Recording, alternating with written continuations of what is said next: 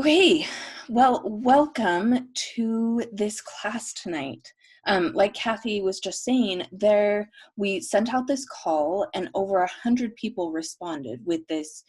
With kind of, I just feel like we've talked about the need and the desire to write, and is kind of this like this fire inside. But a lot of times it's just a little bit of coals, like things that have been simmering for a really long time. And one of the reasons that we love writing so much as a medium is because it is a very different way to process. It's different than speaking about something. It's different than thinking about something. Writing and language as a medium is one of the most broadening, and for me, it feels like portal opening ways to understand the world. And for me, it teaches me to see the world, to love the world in better ways, and to kind of fully embrace what is so complex about things that we don't have to accept things as just beautiful or just difficult, but writing allows us to kind of work through all of those emotions, and to surprise ourselves again and again. I think for me, so my name is Ashmay Hoyland, and I've written and published, well, I guess I've written more than I've published, that's for sure.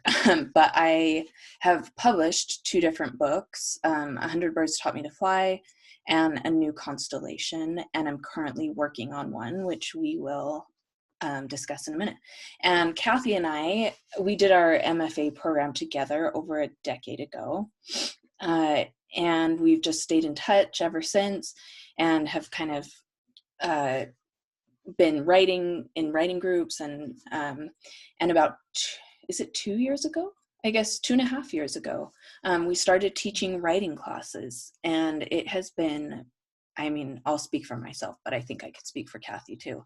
It has been the joy of our lives. Like, it is just, there is nothing that I love more than talking about writing, honest. Like, I just love it so much. And to see people kind of coming into their own through writing has been such a privilege and a really beautiful thing.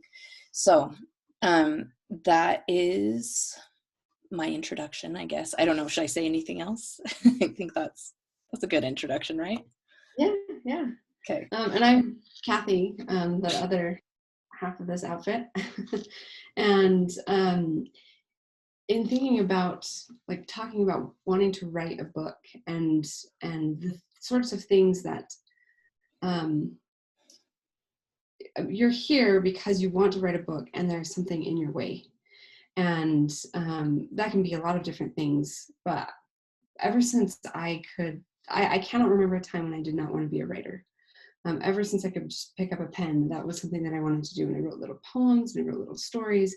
And that was where I was aiming. And eventually got myself into a writing program, and wrote a thesis and wrote short stories, and I was getting them published. And then one of my short stories got published in the Kenyon Review Online. And in my bio, I said that I was working on a book.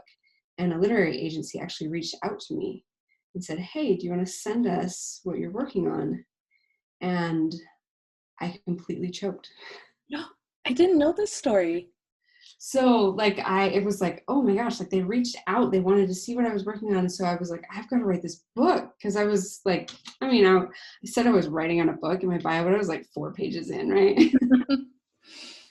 And so I just I wrote and I focused, and I gave them this arbitrary deadline. Yeah, I'll send you something by March or whatever. And the time came and passed, and it was interesting that I had written my entire life, but the idea of a book, and because we have books so readily available, here's this thing with somebody's name on it and a cover, and there's so much that a book can do in the world. It's easy to be somebody who writes a lot, but that book just becomes this sort of stumbling block. Mm-hmm. And so if you've ever felt like, oh, I just want to write a book, and it just doesn't come together, I just want to tell you I have felt that on a very visceral level. Yeah. And I panicked because I was like, oh my gosh, this opportunity is passing, blah, blah, blah. And it passed, and that's okay. And I was working as just like a copywriter, working for this personal development company. And the woman who founded the company, she writes books. And to see the process of her, like the sort of confidence that like, yes, I have something to share, putting it in a form, following through, seeing the process of like what it took to get it published and promoted, really, really helped me to see like, okay, it wasn't like the unattainable dream. It is a process. And it's a process that you can break down into pieces that become really manageable. And that's really what we hope to help you start doing tonight. Like if it's felt like something's like hazy and unreachable, like we're just going to take some steps toward it. And you can just take those steps toward it all the way till you get there. Yeah. Yeah. What a perfect introduction. And I should have said also, yes, I would for sure not have written a book had it not been an editor writing me an email saying, remember you said you were going to have these pieces. And me like almost out of like pure, like not wanting to be ashamed, like sending in the pieces because it is so hard. And I recognize we worked with a lot of writers. I've done a lot of one-on-one with writers, and it is a lot of, people are very capable, and it's a lot of emotional stuff that stands in your way and kind of like bullies you out of doing this. So let's get to the work, because we don't want this to be just about us for sure. We want this to be about you guys and your book. So let's start. And hopefully everybody has a notebook or something open that you can be writing on as we get to the work of this. Okay, can you see that? I can. Excellent. Okay, so what does writing a first draft look like? And I mean, for me, in part, I am someone, I'm not always the most organized.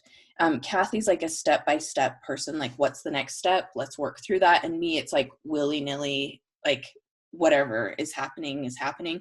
But it's been so useful for me to take, because in doing this, I am writing a first draft of my own book, and Kathy's doing the same, and we're kind of we are holding each other accountable.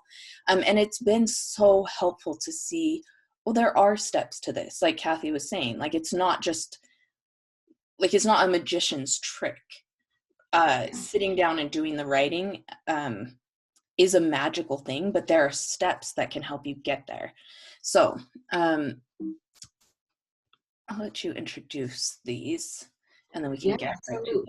So we want to take tonight the metaphor of a house, because a house is something that like nobody expects a house to be built in a day or 2 days, or like there's sometimes these pressures that we put on ourselves, like, oh, I should be farther than this. And it's like, if you've seen a house be built, it takes time, and there's nobody beating themselves over the head like, I should be farther along by now. It's like, no, it just takes some time. And so these are our 4 steps that we're going to work through, and we're going to do some writing exercises with each of them, because we can say a lot of things that may be useful, and we hope that we do, but the most useful thing is the work that you do on your actual book. And so you'll be making some progress on that tonight, with hopefully some things that you can take with you that then inform the additional writing that you keep doing. Yeah. Okay. So, and I love this. There is simply no other way to write. It is a brutal act of faith. In writing, we must unleash a mess onto the page and then reach inward and grab a hold of every last thread of trust, believing without sight that it will be beautiful. You'll see, just don't walk away. And in doing work and thinking through this, I've been reading a lot of inspirational quotes about writing books. Turns out, in writing my own book, I think of these all the time because it's so nice to know, like, there are millions of books in the world and people have done this. Like, Mm-hmm. they can do it, and this is how they've done it. So we're going to first talk about kind of the blueprint stage. And somebody I noticed, I think it was Natalie in the chat, said that one of the things, she has multiple ideas, but isn't sure where to start.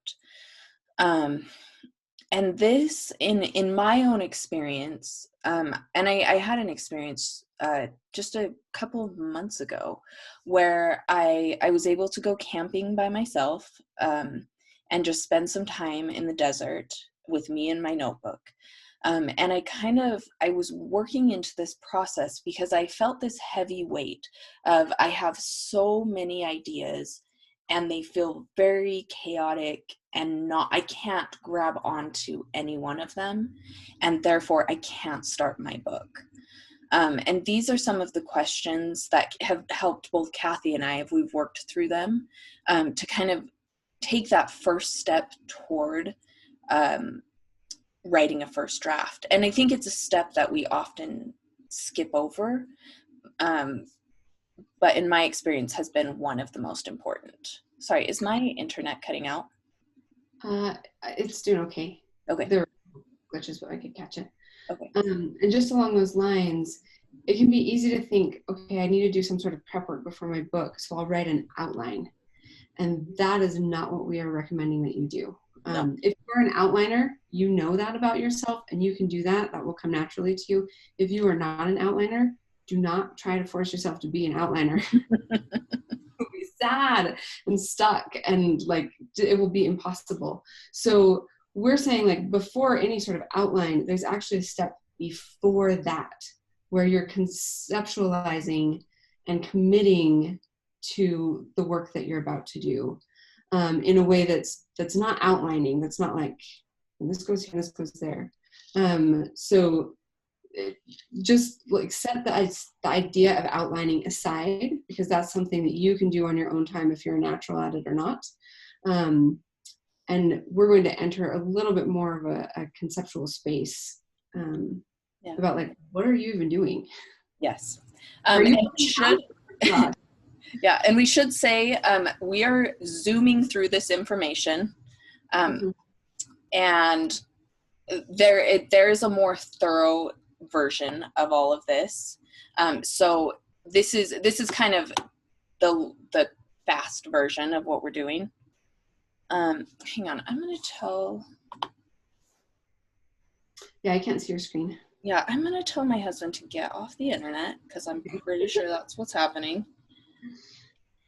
Emily said, I always thought I was cheating by not outlining, but I can't outline something until after I've written the darn thing. Yeah, don't fight it. Do not fight it. Everybody thinks that like they've got the best way to outline, and it's like, sometimes that doesn't work, and that's okay. Okay. So we're going to write through a few of the questions that would be useful to you. We don't have time for like, the full setup, but these questions will at least get you ruminating and thinking about what it is that you want to create with your book, whether you feel like you know what that is or not yet. Yeah. So what we want you to do in your writing is make a list of 3 potential books you want to write. So these could be a short description of those books. They could be titles that you have in mind. They might be just like a blob of an idea. They don't have to be fully thought through. In fact, they're probably not. They're probably things that are causing a lot of clutter in your mind. So just for now, we're going to start with 3 of those. And go ahead, and we'll just take like 1 minute, and we will write 3 of those. I need our movie Lizard so I can shrimp in it. But I can't find it. Sorry, a rogue child. Do you want to stop your screen share and then try and share again, because it's just black? And so everybody grab your paper or your Word doc or whatever and write. And these are not, like, you're not committed to these 3 ideas at all. They're just 3 ideas that have come up that maybe you've been kicking around.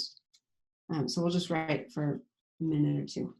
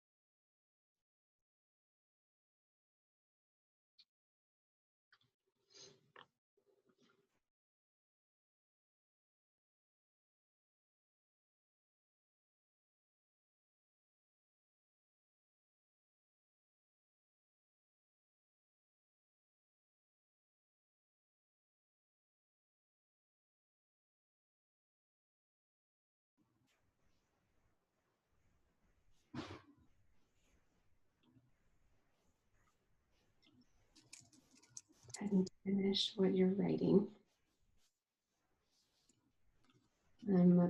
If you're willing to share anything in the chat about your ideas, and these are tender things, so nobody here is like going to comment on them or judge them or say whether or not they're worthy. But if there's anything that you would like to share, we'd love to just hear. Like, it could be like, are you thinking of writing a novel? Do you want to write a memoir? Is it a book of poetry? We just love to know. Feel free to share in the chat. Yeah, and I do think there is, whether you share it in the chat or not, or whether you just write it on paper for yourself, I think there is something so important about giving ideas physical space somewhere, like giving them somewhere to live and to breathe.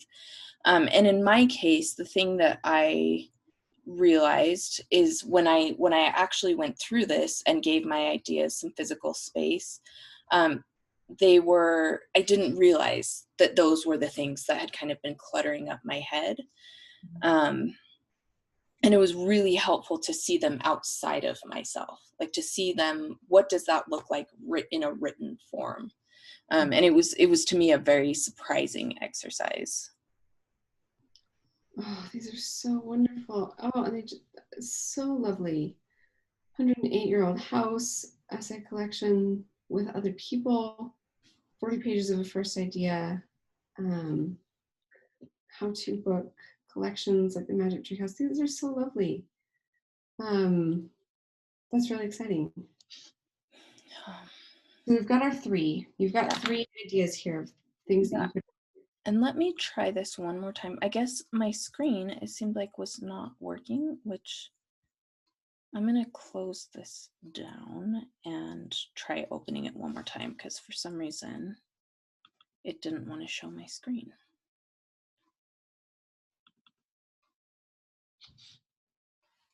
I want to write a dystopian novel, but my husband and I are working on marriage anecdotes. That feels like a little story.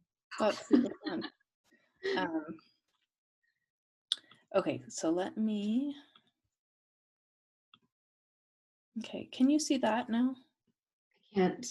If you'll send it to me, I'll share my screen. Okay, I'm gonna send it to you right now. I'm so sorry. I had it all put together. Well, maybe we can, while I'm doing that, do you want to explain the next slide, which is just writing a couple of,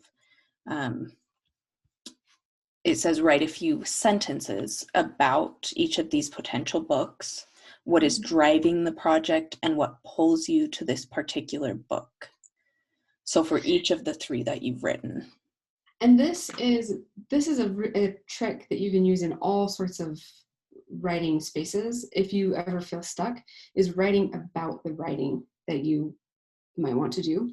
And so like, you're not going to start writing any of these at this moment. You're just going to write about them. What is it that interests you? Why, like, how long have you been drawn to this? So just a few sentences for each of them. We'll take just 2 or 3 minutes to do that, and then we'll come back with the slides. So go for it.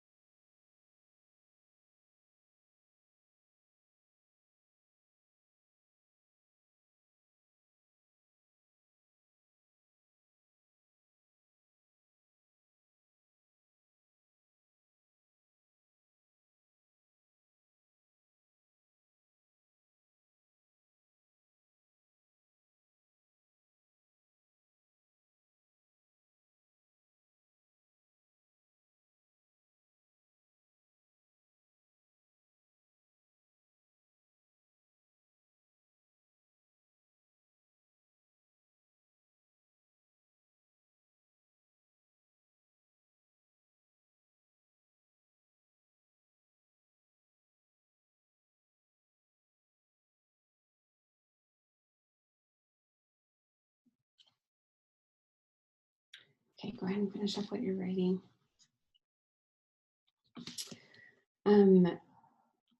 Does anybody want to share what came up for them? Was there anything, the thing about writing is that's so wonderful is you start, and you have to put words on the page, but like that you came up with, but sometimes those words can surprise you. So if there's anything you want to share. Yeah, and maybe if it's useful, I can kind of share my experience if you want to share any of yours. When I did this, one of the things that came up for me that I hadn't been able to think through just in my head was I was motivated by this strong sense of like feeling like I somehow owed it to people to solve a problem or to make something right. And I was kind of functioning from a place of like, well, my book can't matter unless it's addressing these really big things. Mhm. And it was super surprising to me to recognize, like when I really fell into that space and as I wrote through it, like, oh, maybe I don't want to write a book that is motivated by my own like sort of anxiety of like being good enough or making something that like matters enough. And so it was really helpful for me to see that in writing and come just from me. Yeah. Yeah. Okay, are we seeing this? Yes, thank you. Here we are. All right, perfect. Okay, so you've written a couple of sentences, and now after writing about those books, and this isn't something that we're going to write, we'll just go straight to the next slide, but which one has the most energy for you? Are you able, well, I would say, are you able to pick? Yes, you're able to pick. There's always one that wins out just a little bit, even if it feels like they're kind of neck and neck. And I actually, in my experience, writing about the 3 books that I wanted, that I was kind of kicking around, I realized that I had these 2 sort of stories that I thought went into the same book. And writing about them helped me see they were 2 separate things that were serving 2 different functions.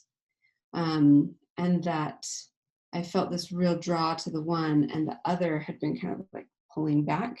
And so I'd been just stuck. And so separating them and saying, okay, this is the one that has the most energy for me, actually helped kind of kickstart the writing. Yeah. Yeah, and thank you for continuing to share in the chat. Also, I've been reading through these. They're so beautiful. And so many, I mean, it's just incredible to me to see how many ways a book can be written and how many ideas there are to write them. And we should again say that if this process is not like fully coming together in this time, normally this is a process that does take time. And so just think of this as like the baby steps into it. Yeah, I mean, we're going through these, but I took these questions a little bit at a time and wrote about them, and then went and did some laundry and like did a meeting for work, and then came back to them, and I'd had time to ruminate. So know that these are questions you can take with you, and you can kind of meditate on them if you need to. Yeah. And Sherry says a great thing. I wonder why there's so much fear around this process. And I mean, I don't have an answer for that except to say for myself, I think it is vital that we do this emotional work of the writing process, because it can help to move aside some of the fear and to recognize and say to that inner critic, look, I see you. I'm grateful for you wanting to keep me safe and to keep me from being embarrassed and looking stupid. Thank you for that.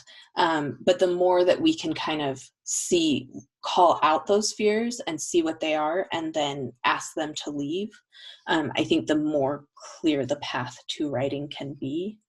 But I think it is for sure. I think you're right that it can be a process that requires facing some fears and vulnerabilities. Yeah. Natalie says, do you think about which one is most practical to execute when deciding, or just which one has the most energy? And I would say that that's, I mean, part of that is temperament. I like whatever I'm connecting with in the world, it's kind of an emotional, intuitive thing first. And then I like backwards engineer, like, what am I thinking about that? And if you're a more analytical person, then that may be the first thing you're thinking about. And that's okay. But I would say that a lot of times we think to consequences of the book that are beyond the writing itself. Like, where is this going to be published? What is it going to, like, what are people going to think? What's my mom going to say? What's like all the things that are like completely outside the purview of the actual writing itself, is often where our mind goes when we're thinking about like what is going on. So there is something to be said for just following what feels like it's got a little bit of juice. And even if you write into it 10 pages and you're like, oh, this isn't what I thought it was, like those 10 pages aren't wasted. So I would recommend personally just following that initial impulse and seeing where it takes you. And you can always change your mind after. Yeah, I think you're right. And I would say for this exercise, practice going with that intuition. Even if that's not the thing you do later, let your intuition be in the driver's seat. I don't know if that's me cutting out or you. Okay, you would say what? Oh, I would say let your intuition be in the driver's seat for this exercise. Like just experiment with that and let that be the thing you try tonight. And it doesn't, I mean, nobody's like going to hold you to this. You can make whatever decisions you like. Okay, I don't know if it's my internet or hers, so Oh. I'm going to give it a shot. Okay, there you are. Oh my gosh, I'm so sorry. I don't know. Just do the next exercise, that's all. Yeah. Oh my gosh. Sorry. Okay, so we're going to write not about, but to the book projects. So you know which one kind of gives you more energy. And if you're kind of deciding between the two and you're overthinking it, just go with the one that's like, oh, that one. And then set that one that you're excited about or that you feel that sort of draw to aside. And you're just going to write a little letter to the two book projects you didn't choose. It can be a thank you. It can be an IOU for later. But just kind of like, what do you want to say to those books? And I do think that creative projects kind of take on a little bit of a life of their own. There's a book that I know I need to write. It's not the one I'm working on now, but I feel like it's kind of waiting for me. And in my letter to this book, I wrote like, don't go away just yet. I'm coming, I promise. But if you need to, I understand. But just, what would you say to those books that have not yet been written, that you haven't been able to write yet? So we'll just take a minute or two to do the beginnings of that.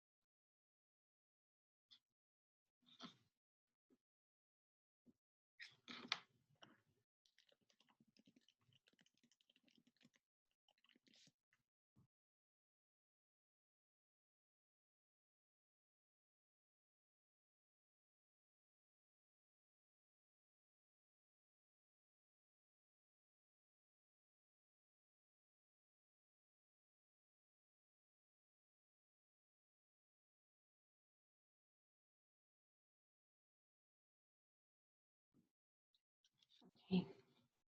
I know that's not nearly enough time, but we're going to make sure we get to everything. So this is an exercise that you can continue. It's not something that has to be like finished right this minute. And now, just take a breath.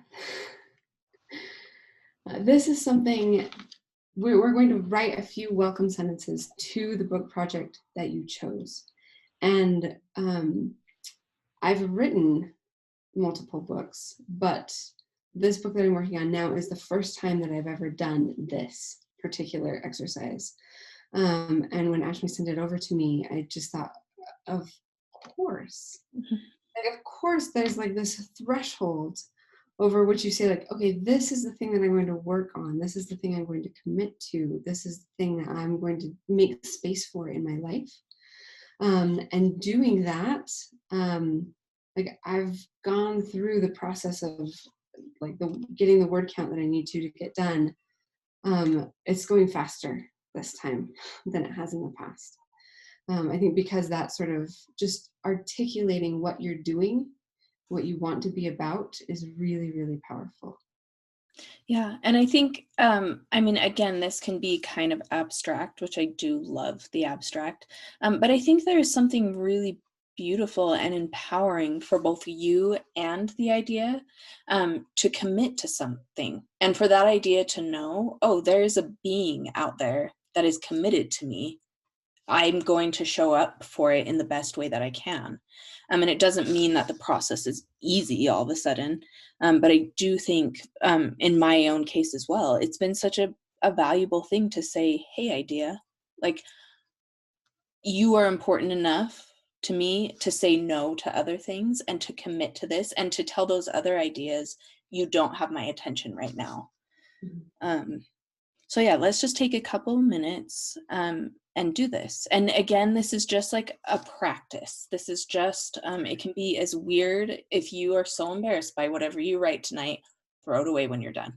But just like go push yourself a little bit outside of your comfort zone, and write something to this idea and see, just try it on for size and see how it feels. Yeah, a little welcome to your book. Yeah. Okay, so we'll just do that for like 1 minute.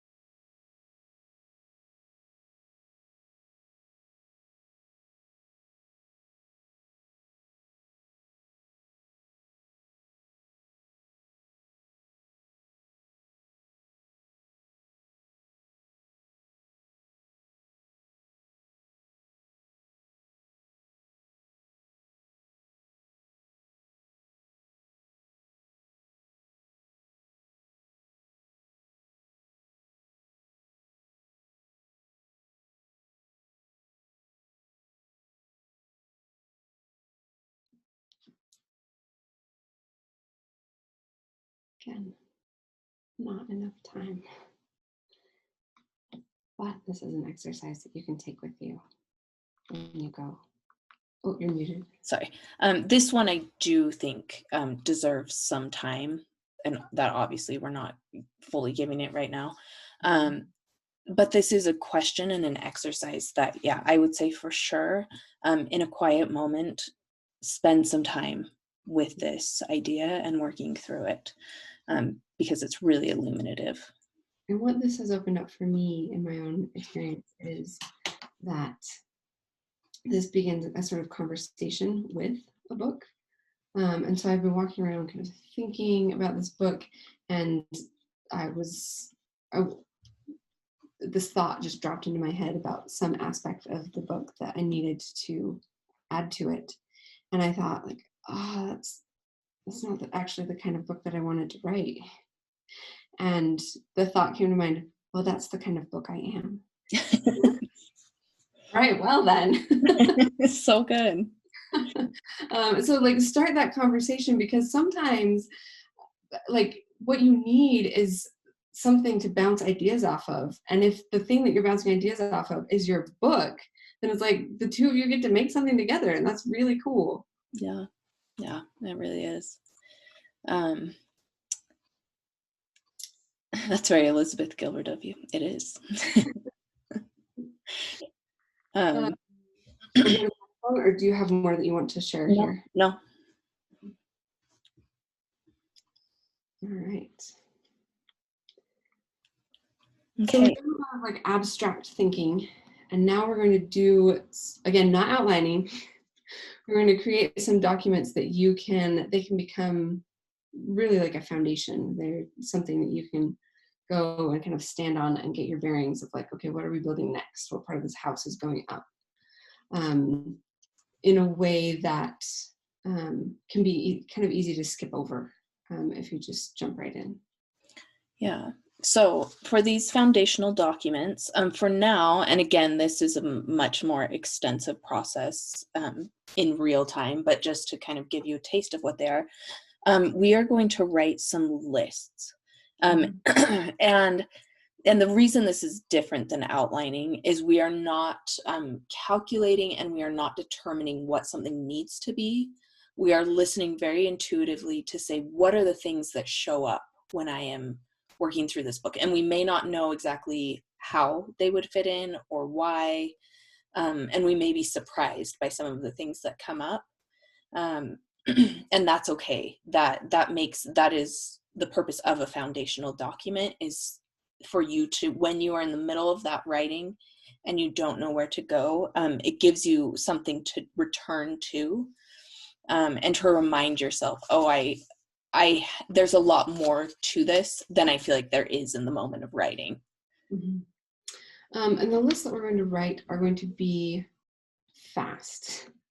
We have 4 that we're going to do, and list making can be especially useful if you're just doing it where it's just kind of coming rapid fire. You're not evaluating, you're not judging, you're not selecting anything. You're just, whatever is coming up for you is what is coming up. And that can kind of like jiggle some things loose that you might have kind of kept tucked away otherwise. Yeah.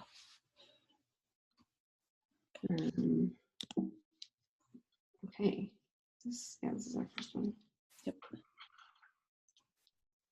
Okay, so a list of events that are related to this book. Don't write in full sentences. We're just going to go for one.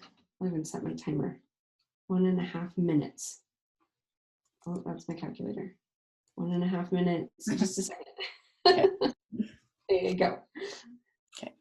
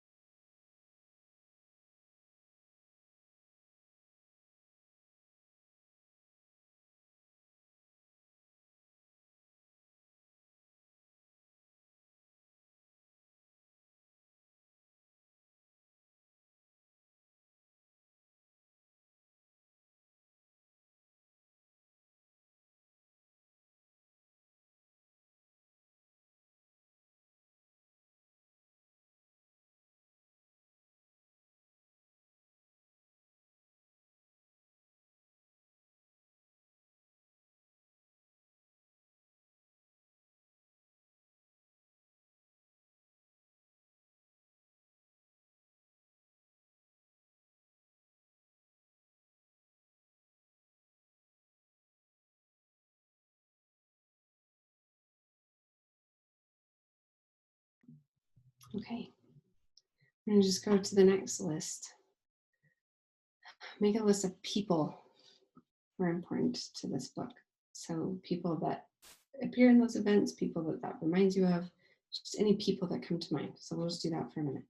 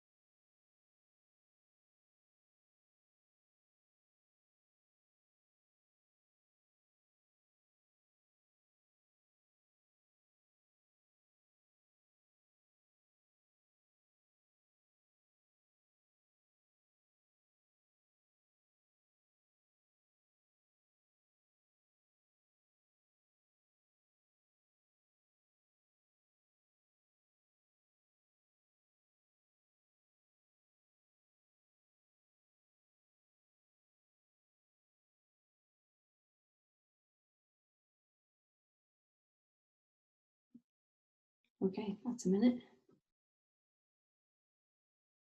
I'm going to make a list of details. Anything you want to say about this one?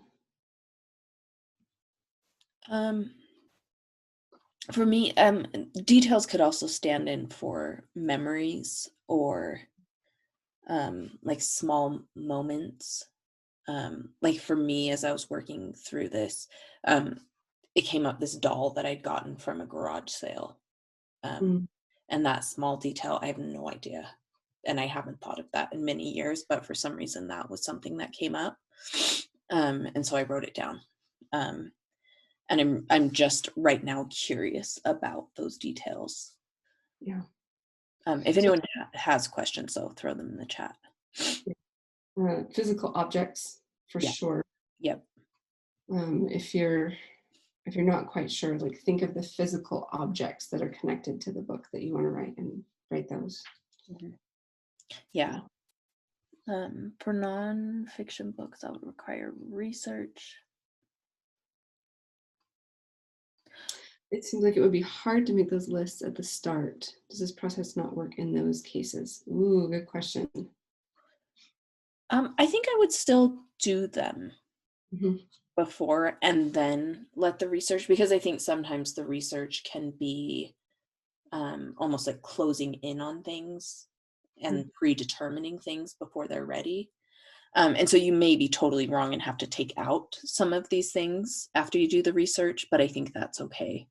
Yeah, there's something that you know enough to make you want to write this book. Like whether it's, I've heard, I went to this lecture by someone who wrote this historical novel. And all she had was like a news story that she had heard of. But there were a couple key details about it. And I think it was about like families who lived at Alcatraz because their parent like worked there. And there were these like little details that were so fascinating that she like latched onto that. I was like, well, now I have to like move to California and write this book. But those details were there, and you could write down like what are those things that you felt drawn to or interested in, even before you research. Yeah, and Lisa said, Margaret Atwood said, it's a good idea to write a first draft to get the story shape and then do the research afterward. Which, yeah, that's a great way to go about it, I think. Having steeped myself in research and like run off the rails, I would say actually that's probably a really good idea. So, Thanks, Anna. okay, so let's test out this list.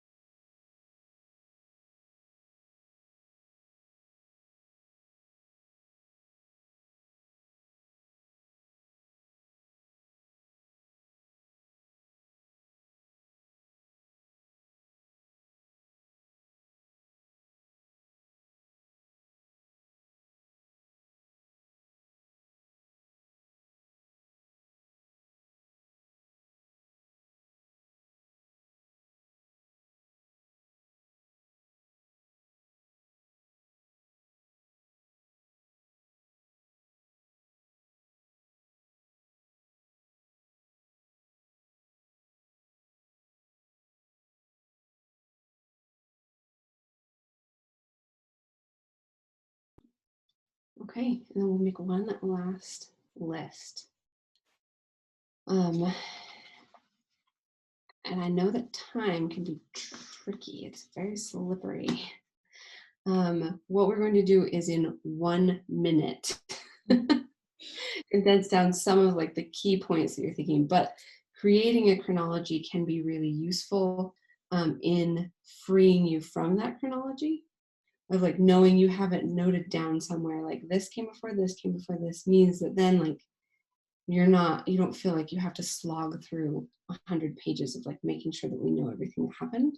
You have it, you can refer to it, and then the book can jump around. So this is can be a really useful thing to flesh out. We're not going to be able to do it in a minute, but just jot down a few key milestones that you can think of in this book. And if you're not sure, I think that's okay. Like, what are the sort of milestones that something grows out of? Like, what is the event that you maybe want to write about, and like, what is connected to that event?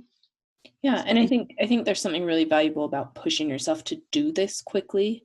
You're not cementing it in stone in any way.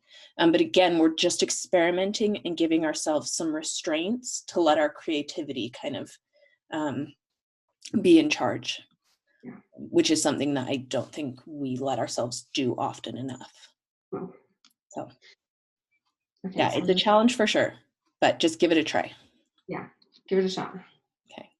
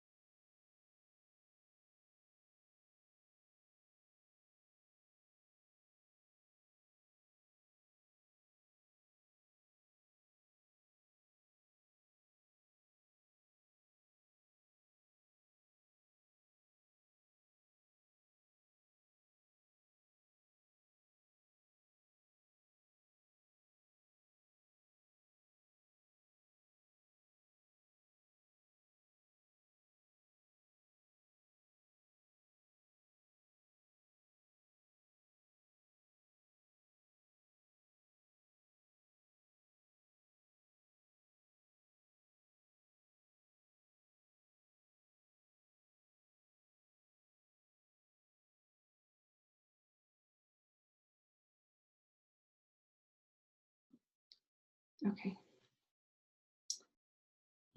So everybody come back. And I realized we meant to mention earlier, I mean, we are going through this really, really fast. Like, why would we like cram all this into 90 minutes? And I mean, we teach writing, and one of the things that we're really, really excited about is that we are launching a program to be able to walk people through the process of writing a book that is much larger, longer, with a lot more time. And so these are some of the exercises and things that we are guiding people through. And we will tell you a little bit about it at the end, because we would love for you to be part of it. But know that, like, we're here to give you as much as we possibly can in 90 minutes so that you can go and work on your book, regardless of whether or not you do this program with us. So, yeah. So what you have are 4 little lists that are like the seeds of foundational documents that can kind of be jump starts and guides, so that when you feel stuck, it's amazing what a list can do, especially if you look at all 4 of them all together, that you can be totally stuck, go look at your list, circle the ones that kind of stand out to you, and ask yourself, like, what are the connections between those 2 things, between that person and that time, between that detail and that event. And so you can find connections between items on the list that are so generative, in ways that you wouldn't have thought of without that sort of aid right there. So this you can add to these documents, but they can be kind of your toolkit that you pull out and say, okay, well, what do I have to work with? Like, what are the materials that I've got to be able to build with? Yeah. And they have come in so handy for me as I've gotten into this draft. In part because this is the first book I've written where it's like running straight through something. Like, normally I've written smaller pieces. And I've realized it is in part because of a fear of getting to a place and then not knowing where I'm going next. And these foundational documents have been really useful. And even though they're not spelling out anything for me, they've kind of been like little mile markers that allow me to say, okay, I'm still on the road. I'm still going somewhere. Yeah. Illustrious Margaret Atwood. A Yes. word after word after word is power. And sometimes that word after word is your list that can just bring you what you need to be able to write your book. Yeah. Any other thoughts there? No, just props to Margaret Atwood. Glad she's making an appearance tonight. Okay, so blueprint, foundation, and this is the thing that always gets to me in any project I ever do. Like, the prep work always seems to take longer than you think it should. But if you do it, if you actually do it, everything else goes much more smoothly. Yeah. Yeah, so this next section is no surprise that, like, if you're going to write 50,000 words, you have to write 50,000 words. Like, there's no other way to have a book without writing the words and putting in many, many hours to write that book. So we're going to work through just a few kind of like preparation questions and getting you to that space so you can make those hours productive. So yeah, that's what I would say about. This has been one of the most freeing questions of my life. And it's one that we don't often ask ourselves when we're about to go and do a thing. We don't think of like the negative of that thing. But we're going to write for a minute about what you are going to say no to while you write the draft of your book. And it could be that you are committing to writing it right now. Like, you're starting and you're just like, now you're committed. It may be that with, the end of the year coming up and whatever obligations you have, that you're like, okay, I'm going to clear these particular things out so that then I can start in January or whatever it happens to be. But TV, dang it. Yeah, and Sherry says something that I think is so important. This feels like a permission slip. And I think that's exactly what it is. Like, for me, that's what it has been. Even like the things that I said no to, some of them were some of the other ideas that I had.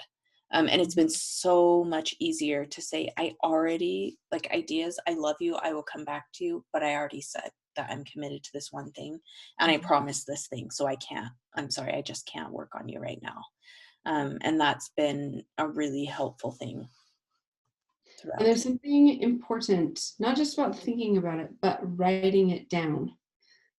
So that when you're asked to do that thing, or when something in you is like, oh, I want to go do that, that you're like, well, it's written down. Sorry. Yeah. Okay. Yeah. So let's just get to it, unless anyone has any questions. Yeah. Okay. Need to wake up over there. But also be gentle with yourself. Say no to perfectionism. Oh my gosh. Kate, everybody's writing really good things. Write these down right now. So good.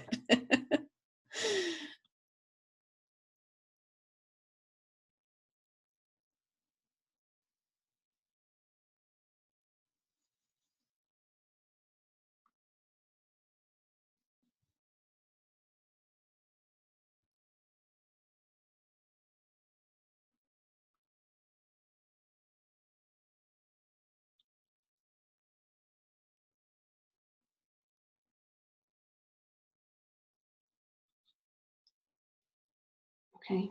Hopefully you've got a thing or two on your list. These are so great, what everybody's sharing. No to cleaning. Sorry, I can't. Will you guys share a few more in the No to self-doubt. No to giving feedback on other people's writing. Yes. People who, like, if you are known among your friends as someone who is competent and able to look at other people's writing, you will always be asked. Like, the opportunity is not going to go away. So that's really great to just say, for a bit, I just need to work on my own thing. Yeah. Emily Martin said, how do you turn off your internal editor when you are writing your first draft? I mean, I think it is, maybe it's like maybe even having a conversation with that internal editor and really like reframing what this first draft is, that it's not a published book on the shelf. Like it is a form of something. And I just keep telling myself, like, it's 50,000 words. That's all it is. Yeah, so I mean, for sure there is some work to turn off that internal editor, and I don't always do that, but it might be reframing, like kind of envisioning the final end of it, and not even going back and reading what you've been writing. And I'm assuming this is the Emily Martin who's been in past Mind to Tell courses. I do this. So like those sorts of like visualizing your room, the things that we did in the very, very first classes of that course, and that we'll also do in the very first classes of this program that we're starting next year. Anything that you can do sort of like imaginative work to get yourself to another space where you cannot be reached by that editor. Like that editor just like doesn't get to come in the room because it's locked. Yeah. Sorry. Your imagination can be a very powerful ally in that work of locking out your inner editor. Yeah. These are really beautiful saying no to. Like they know to having a happy conclusion. No to thinking pursuing writing is arrogant. Serving others as a way to avoid the work. Feeling self or guilty for taking the time to write. Saying no to maybe some other time. Yeah. No to allowing my kids who are 9 and 11. Mine is very literal. It's like, no more putting my email address into places that are like, I'm going to learn something online. I do that all the time, and I can't get through all of that. Yeah, and also be so gentle with yourself. Like these things will still come up, and that's okay. Like if for me, it's been a lifelong struggle to try and wake up early and do things, and it just so rarely happens that I finally had to say, like, it's okay. Like that's just not, like, I'm not even my best self in the morning, so it's okay that that's something that I'm not doing. So in all of this, if getting up early is something you really want to do and makes you happy, do that, but also be gentle. Yeah. And know that you're not in this alone. So it's like, here's this thing that you want to go and do. You've committed to it. You've welcomed this book. You've got your documents. You're saying no to social media, and you are not like by yourself in this. In that, I mean, there were 100 other people who told us, like, yes, I want to write a book, who signed up for this class tonight. So there are people out there in the world, but there are also so many resources that you can draw on when you do feel like you're by yourself. And that is our next question. We're going to make a list of literary mentors you can turn to throughout this process. So these might be people that you know, who you can bounce ideas off of, trusted friends. These can be people who wrote books that spoke to your heart. That it may be that you need to go spend some time in one of their books when you get stuck at a certain point. So anybody, just like, is there any other way that you would clarify that question? No, I mean, for me, the way I think of it is just knowing that I fit into, like, I have literary ancestors that are kind of watching out for me, and that they are people who care about words and language and stories in similar ways that I do. And so I have a pretty long list of literary mentors that I do actually turn to. And some of them are more contemporary writers, some of them are older writers, some of them are people that I know. But it has been helpful to just know that there's this crowd of people who are invested in writing and wanting it to continue. Like they don't want to have been the last ones to write books. Like they want me to succeed. And so reading their work, thinking about them has been really helpful. And I actually, there were a couple of books that came to mind for me when I have done this process, of books that I know I haven't actually read them yet, but I know they would jumpstart me. They're actually books that I had wanted to read for a while, and it gave me an excuse to buy all three of them. Good. I was just like, I want those on my shelf so that when I get stuck, I'm going to pull down this one and I'm going to read it. And, you know, if I get through all three of them and I'm still stuck, I don't know what I'm going to do. But knowing that those are there, I actually haven't cracked them open yet. And in this draft that I'm working on now, I'm about 25,000 words in. But knowing that that's like a sort of lifeline that's there, if I get stuck, I'm going to go read this book by Natalie Goldberg. Has kind of made it feel like, oh, I got friends in this that are helping me out, even though I'm just sitting down by myself at the page each day. Yeah. Okay, so let's just take 1 minute, and again, like people you know in your real life or literary mentors, both are valid and valuable.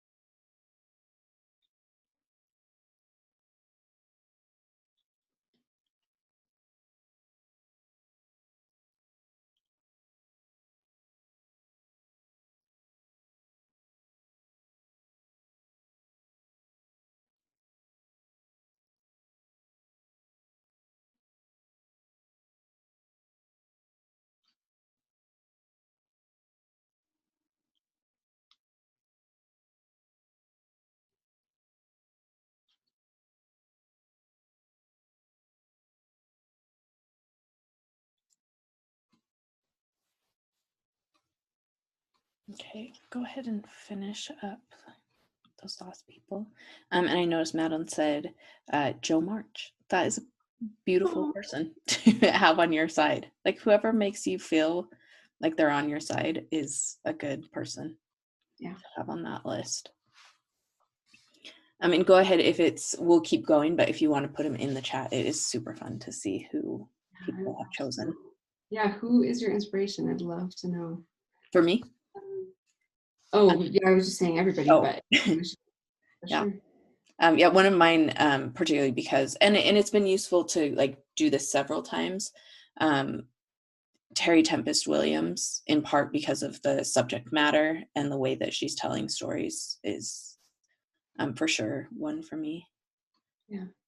Erin said, I found lots of inspiration in my favorite lyricists and composers. I really like that. Mm-hmm. That maybe there's some sort of cross-medium inspiration for you. Like, are there visual artists? Are there, like, what are the things that can bring you life so that you can create something? Yeah. It's really lovely. Yeah. Oh, Ani, that's one of mine too. Robin Wall Kimmerer. So this right here, what is your word count goal you're working toward? And how many words per week will you write? And this is something that you may not be certain of, and that's okay.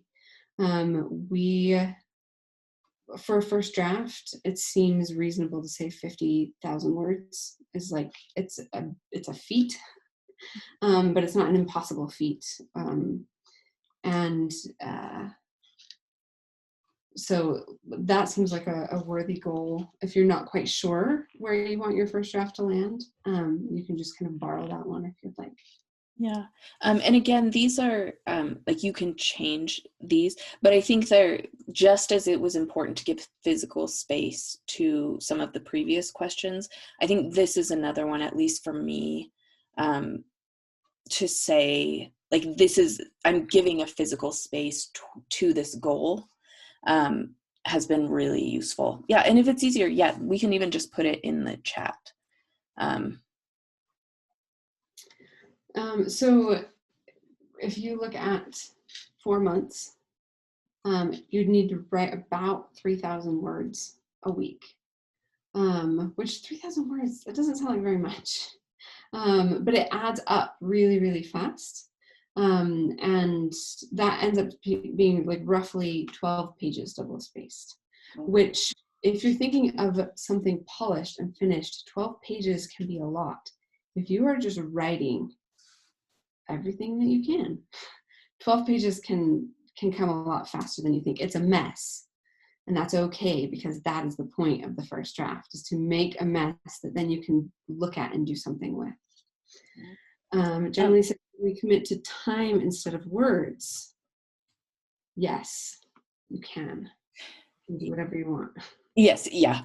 Please do whatever you want. I would say, I think that there is, at least in my own case, there has been something valuable about pushing myself toward a word count, because it's something that I didn't think I could do, and it's pushing my writing in ways that I would not have allowed myself otherwise.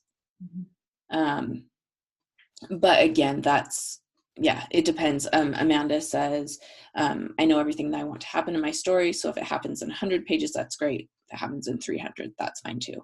And that's a great way to look at it. I think it's just a way of like pushing the writing to its best limits. Yeah. Generally, I want to say that this is an opportunity to be very mindful about your own process. And you may already be very aware of that. But it's worth experimenting, saying like, oh, I'm going to experiment with time and say this much time. And then maybe this week I'm going to experiment with word count and just see what that does to your process. Speaking about my own personal process, I find that when I give myself time, that time tends to be intruded upon. That it's like, oh, I'm going to have this hour. And then there's suddenly this pressure that something needs to happen within that hour, or there's 2 hours. And either I sabotage it or someone else is perfectly happy to sabotage it for me. There are other obligations that come up. I have 3 kids. And so like there are a lot of things that kind of encroach on that time, and suddenly it's like whittled down to 20 minutes, and it's like, what can I even do? So I'm going to look at Instagram. But saying like the word count, it almost keeps it going in my mind, and I'm jotting down little notes in the notes app on my phone. I've got like little sticky notes. I get up in the morning, write longhand, and then at the after a couple of days, I kind of come and dump those into the document that I'm working with, and pulling all those little pieces that I kind of wrote together. I'm like, oh my gosh, I have all these words. Like suddenly I've got 3,000 words for the week. Not all of them on sticky notes. Like some of it is just sitting down and writing. But I've found that the word count helps me keep a kind of running conversation with that book that keeps the writing going even when I'm not writing per se. Yeah, I think that said perfectly. So yeah, we can just even spend like 30 seconds on this question, but I think it is, I would just try on word count for size, see how it feels. Just really quick, Angela said, what's the reason for a given length or word count? What is you find that a word count is too long or short? That's a really good question. And part of that has to do with your goals. If you're wanting to publish this book through a publisher, they usually have kind of word count ranges that they are looking for. And some books are seen as too short or too long to really kind of fall in that publishable range. If you are not looking to publish it, you're writing this book solely for yourself, and like you just need to write it, or you're planning to self-publish, word counts become a lot more arbitrary. And so it would just kind of be like, what is the goal that you have for yourself? You could look at a book, books that you admire or that the kind of book you want to write, and look at like, what is that word count, and kind of aim for that. Yeah, and they do vary quite a bit. I mean, your second book is really short. I don't know how many words it is. I don't remember now. I want to say like 50,000. I don't even think it was 50,000. Maybe like 40,000. But that was not very typical. That's almost like a chapbook. Yeah. So like you can go on the short end. Then there's like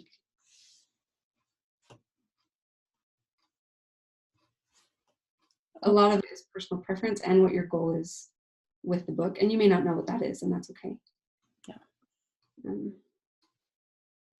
All right. Okay. Yeah, let's keep going so we don't, so let's take 30 seconds to do this, and Yeah. then we'll keep going.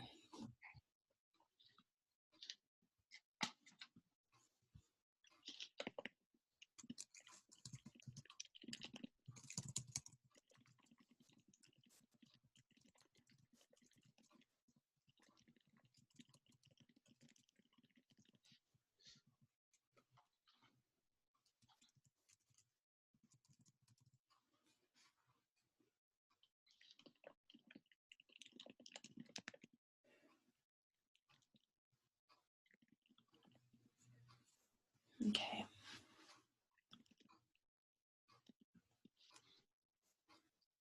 All right. So we'll go on to the next one. Any other thoughts here? No, I mean, again, in our longer program, how many words per week and the word count goal is something that we very much are focusing on and helping you get, like from week to week, like get through that word count and kind of addressing things that come up at different points of the word counts. Yeah, because that's the thing that we have noticed in paying very careful attention to what the word count is. At 3,000 words, there's this moment where it's like, oh no, what am I, this is a mess, I don't know what I'm doing. And that's a very different experience from the sort of feeling that sets in at 17,000 words or 23,000 words. And so the 16-week program that we've created that's running from January to May next year, it's 3,000 words per week with like, here's what you may be running into this week. And here's what to do about it, with each of those 3,000 word intervals, so that you do get to the 50,000 words in like a short time frame, but one that doesn't feel like you're going crazy. Like write your book in 2 weeks. Yeah, oh my gosh. I see these things on Facebook that are like, write and publish and like a best-selling book in 30 days. And I'm like, what on earth?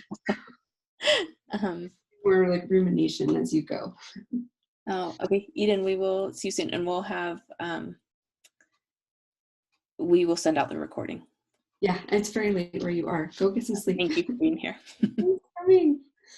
Okay, so we'll just zoom through this last one so we can be done in time. Yes. So you frame the house, you need to put stuff in it. Drywall, plumbing, wiring, everything to be able to finish it. And the way that, I mean, there are lots of ways to do that, and you can do it all yourself if you want to like learn all of those things, and some people do. But most of the time you're drawing on other people's expertise, other people's help, to be able to finish the house. And you can do the same for your book. It doesn't have to be a really lonely process. So we already did a little bit of this. I guess I kind of preempted this with our literary mentors, but these are all people you know right now available who you could ask to help you. And this could be somebody who keeps you accountable. I had a friend who was an accountability partner for a while, who does not write, but we each had some goals and we needed somebody to keep us accountable. And so for a little while, like, that was the person that I was like, okay, if I don't meet my goals, I have to pay $50 for you and your spouse to go out on a date. And I never did because I had committed to it. Good job. Yeah, and I would say this actually is different than the literary mentors in that this is someone that you can go to for the nitty-gritty stuff. Someone that is asking, did you write your 3,000 words? Can I read them? What are the issues that you're running into? Mm-hmm. And just someone that you can talk things out with. So this is not a fictional person. This would for sure be someone like an actual person that you could call on the phone or Zoom with or do whatever you need to do with, to get this done. We'll just write for like 30 seconds, just the first few people that come to mind.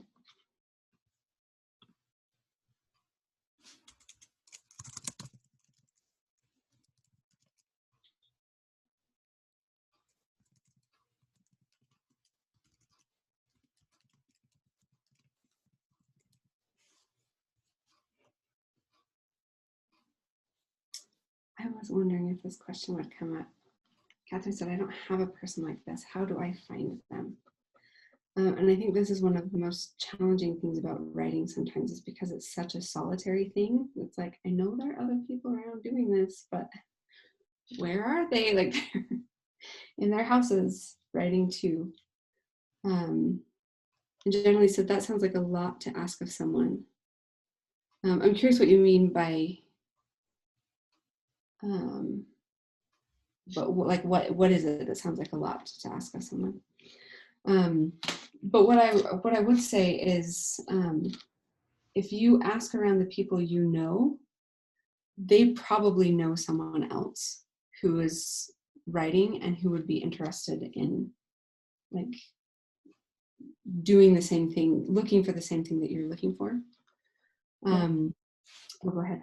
Oh, and I was going to say, I don't know, not everyone here is on our Facebook group, but that can be a good place to find an accountability partner. You can connect through here, like just reach out to someone right now.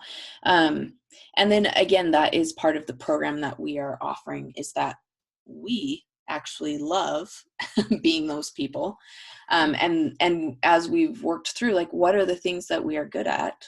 Oh, like, we are good at being these people.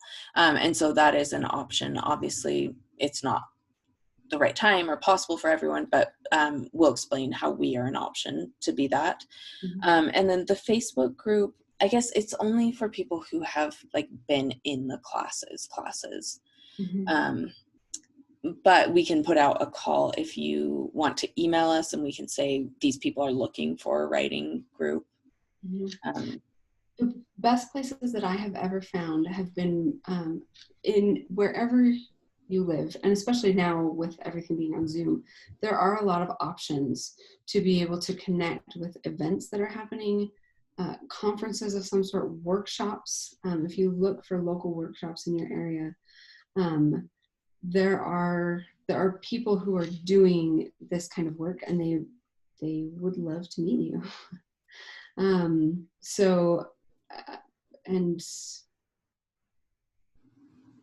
If you put your antenna out there, like, this is what I want, and this is the kind of thing that I want, and we'll look just really quick, be thinking of like what it is that you actually need help with, because you may have a lot of skill and feel like really confident with like the writing craft, but you might be stuck with mental and emotional blocks that are keeping you from writing. Like, you've written for years and you just can't write that book. You might need a little bit more structure. Maybe you're just kind of writing all over the place and you've got a bunch of pages and you don't know what to do with them. Maybe you do need to find somebody with some skill and some expertise, because you just know that there's holes in your actual ability to craft like the actual writing, actual sentence level stuff. And again, it can be a friend who doesn't even write, but somebody who like you like, and you know that they have goals in their life and you have goals in yours. I have a friend who she paints, and this was years ago. We both had just one kid, and we would trade babysitting. So it was like, okay, you paint this morning, I'll write tomorrow morning, and we just traded back and forth. And so we were both accountable to each other's dream, even though it wasn't even the same dream, and we weren't even together when we were like pursuing it, but we just helped each other. So knowing what it is that you want, think about like who you might want to reach out to. Who do you want to email?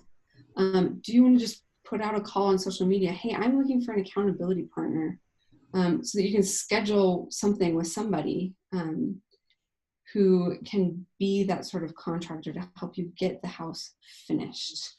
And it, like it says, it may even be someone in this group right now, because we've got a couple of people asking, like, how do you find that person? And so it's possible, if you don't have somebody and somebody else here doesn't have somebody, that you can connect. Celeste said, I had a friend who I paid weekly to keep me accountable to my word count. That's amazing. End of 5 months, we use the money to go on a trip together. It's such a good idea. Yes. Yeah. And Angela has this question: how do I balance thinking about getting support with knowing that I'm partially letting myself draft because I can say to myself that I'm not sharing what I write with anyone at this point. That's a really great question. So I would say actually the point of this accountability person is to keep you accountable, not to necessarily like line edit your work or send you off in different directions. I would say find someone that is willing to like work through emotional barriers that come up, or give you support when you need it, say keep going when you need it, call you out when you need it, but not necessarily someone that's going to like be saying, oh, I think you should do this in the writing.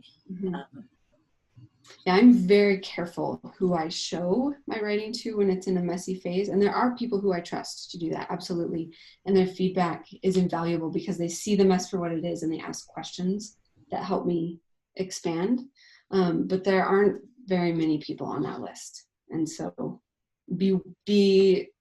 guard that tender little thing that you're making in the beginning. So we'll just share this quick quote. People mistakenly expect to hit the bullseye on the first pass. Abandon the idea that your first draft should be anything but exploration. And I think that is so, so true. We can just get so tripped up by thinking, by all the things, all the pressures that we put on what this thing is supposed to be. And you're exploring. The first draft is you're making the map. And you're kind of like figuring out what's there, and then you're going to go back and actually chart a course through it. Yeah, I've read this quote almost every day when I go to write. That's good. Because it has been so affirming to me. So we do, like Ashley mentioned, we really would love to be those people for you. If that's something that feels like it's correct for you and it's the right timing. So our new program is called The First Draft. And the goal of it is to just give you the checkpoints and the mentorship and the accountability that you need to finish, starting mid-January and ending May 6th. To be able to just hold that manuscript in your hand and say, like, I did it. Like, it's here, it exists. And then no matter what else happens, like, you know that you have that thing that you've been carrying around inside you in a physical form. And there's something immensely relieving about that, about getting to that place. Celebratory, but also just relieving, like, okay, it's out. Like, I have it. I can do something with it. And so we're really excited to share that with you. So if you go to mindtotell.com/thefirstdraft, that lays out everything that's in the program, everything that you receive, the amount of one-on-one time that you can get with us. And there are different levels of engagement. If you just want, a little bit of accountability and help versus like full on, you really want some like one-on-one hands-on help with your book. All of that is there and available for you. Yeah. And then if you go down a little bit, we can actually see people are asking the format. Oh, great. So I think there's some of the format on the next slide. Yeah, so this one, it was kind of hard to see, but there's 3 different ways to go about it. So we will be, I mean, I don't know if it's more useful for people to just read it or to say some of the things. I will say some of the distinctions in the Circle A, we have some really great writers on board to talk about their writing, which is really exciting. And then the actual lessons to keep you and get you writing. Some of the differences in the other 2 circles are the specific interactions with us and the actual feedback on your writing. So not like line editing feedback, but having us read your work and working through together where you need to go, us asking you questions to get you to your final goal. Mm-hmm. And that page has explanations of each of these things kind of in depth, so that if you are a person who wants all of the details, I know not everybody does, so you can skim it, but I am a person who's like, I need to read every single thing so I know what is going on. And all of that is there for you so that you can kind of see what it looks like. There is a link on that page that you can click and see just the course schedule itself, if that's useful to you. So the writing lessons and the writer talks are held on Tuesdays and Thursdays throughout the course. And then there's a lot of other information support that we'll just provide either in one-on-one time, where you just hop on the phone and we talk through like what is keeping you stuck. And you'll be able to just have 30 minutes to kind of bounce ideas off of. I don't know what to do about this. And we have kind of a structure to those calls to be able to guide you through like what you might be experiencing at certain points in the program and in certain points of your book, so that you can finish, so you can say like, I did it, and feel really, really good about it. And I have to say, Kathy and I were laughing because I feel like neither of us are like salespeople in any way. We're always like always at the end of something like, if you want, you could maybe like do this thing. And we had to like talk ourselves and remind each other that like we are not doing this thing because we think it's a quick fix to something that we think it's going to make us super rich. We are doing it because we really believe in this process, and this is what we love doing, and feel like we have invested so much of our time, like decades of our time, well, 2 decades, we're not that old, but like since our MFA, we have both really invested time in being writers and what it is to write books. And we've seen how important it is for particularly women, I think, to be able to invest time in themselves to do this. And we also know, because we've both done MFA programs and have lots of friends in MFA programs, one of the reasons that we took this approach is that we both realized in our own MFA program, we ended up doing so much other stuff that we didn't write our book. And we wanted to distill this down to what is most important to us, to actually writing the book. And like, I have another friend, and she's in a pretty prestigious MFA program, and she said so much of her time is spent on line edits for like 20 plus people in a workshop and 20 plus pages each. And she said, I just want to write my book. And not that there's not value in MFA programs, but they are super expensive, like extraordinarily expensive. And often you don't end up with a finished product. And so for both of us, that feels really important to offer, to distill down what is most important about writing to us, and that is doing the actual writing. And we were very intentional in everything that was included here. I know that this looks like a sort of internet marketing, like here's all the things that you get, but everything in here is actually very intentional, because at some point we started like, oh, we'll have a group Q&A, and then we realized nobody wants to sit through a 2-hour group Q&A. If they're trying to write their book, they need time to write their book.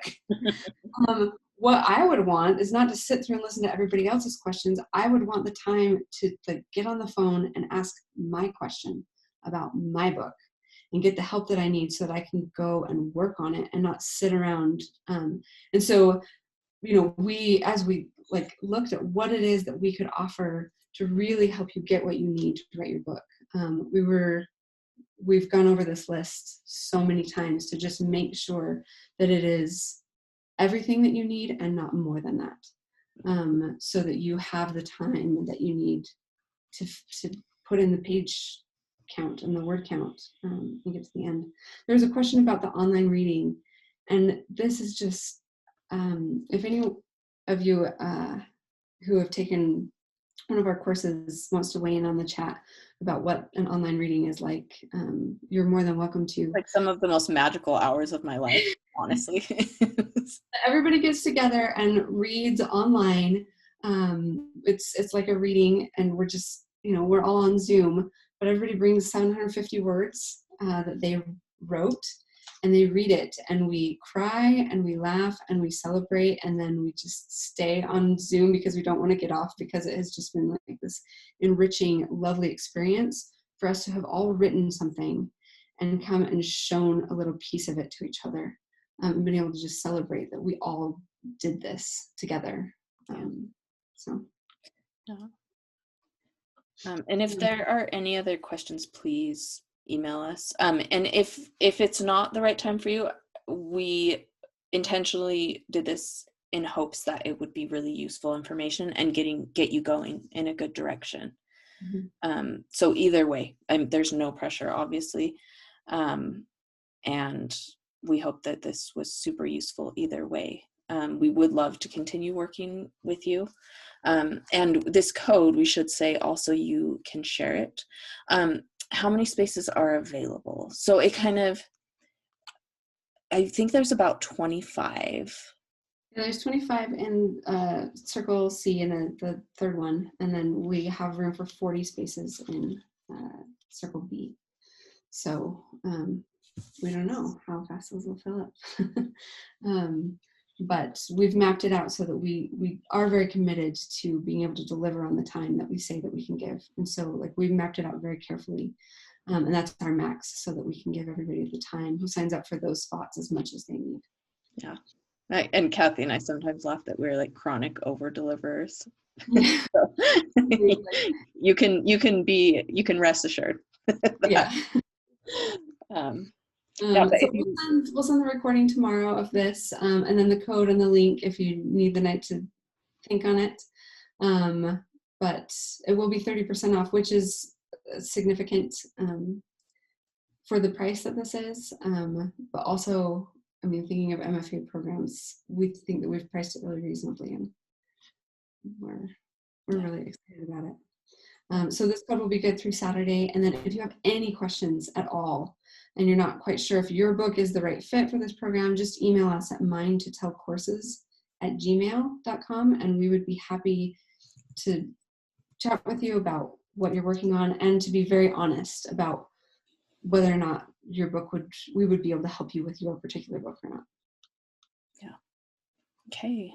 Are there any last questions? I thank you so much for being here and for giving us your time. I know that it is, I know it's a big deal to give someone your time. So we really, really appreciate you being here and sticking it out. I hope it was useful.